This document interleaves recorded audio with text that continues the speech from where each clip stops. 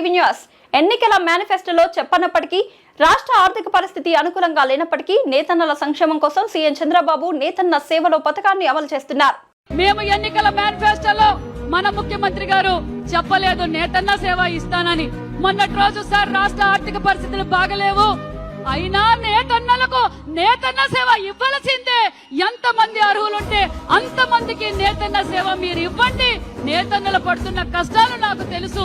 నేతన్నలు మన పార్టీకి పేటెంట్ హక్కు ఆనాటి నుంచి ఈనాటి వరకు మనం నేతన్న సేవ ఎంత మంది అయితే నేత నేస్తున్నారో వారందరికీ నేతన్న సేవ అందజేయండి అని చెప్పిన ఘనత కూడా మన ముఖ్యమంత్రి చంద్రబాబు నాయుడు గారు అన్న విషయం తెలియజేస్తున్నాం.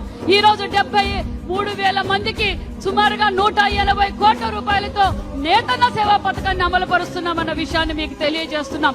ఒక పక్క ప్రధానమంత్రి నరేంద్ర మోడీ గారి ఆశీర్వాదంతో, మరి ముఖ్యమంత్రి గారి విజన్ తో, మన పవన్ కళ్యాణ్ గారి సహకారంతో, మన యువగల అధినేత నారా లోకేష్ బాబు గారితో మరి ఎన్నికల సమయంలో మన యువగల అధినేత నారా లోకేష్ బాబు గారు మాటిచ్చారు.